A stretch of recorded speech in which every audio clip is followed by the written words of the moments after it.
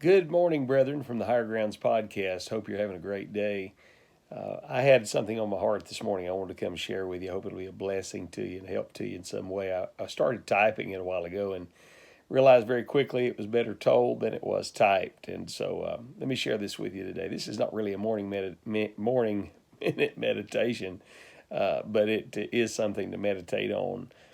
I was looking in the book of Philippians, reading through it today, noting a couple of things. I want to give you a verse. This comes from Philippians chapter 3 and verse number 17. The Apostle Paul said, "Be ye followers together of me." And then he said, "Mark them which walk so as you have us for an ensample." The Apostle Paul said this, "Follow me."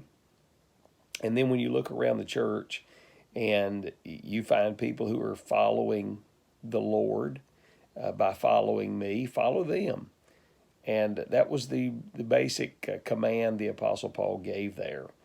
We're living in a strange day. All of us would have to admit that.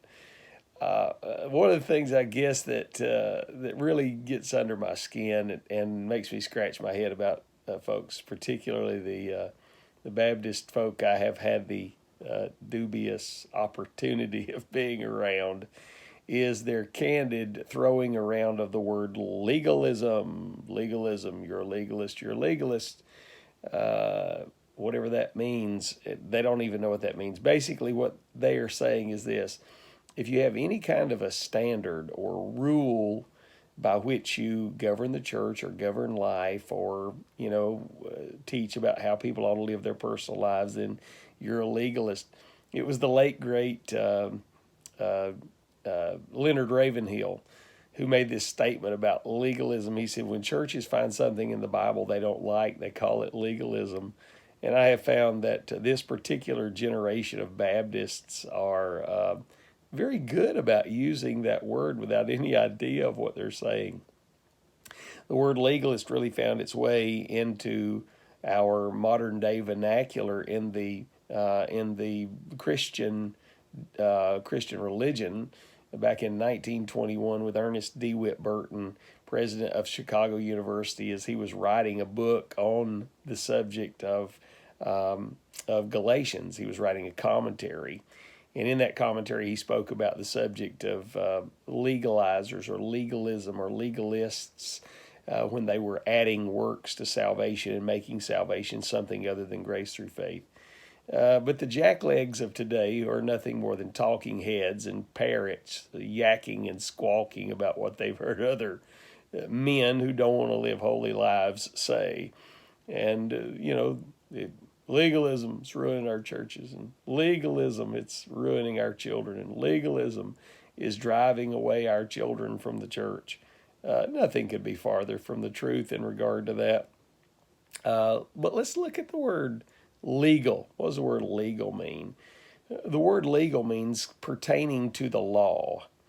The word law means a set of regulations by which one is governed. In other words, commands. And so they want to talk about you don't need to have any rules of any kind. Well, they wouldn't watch a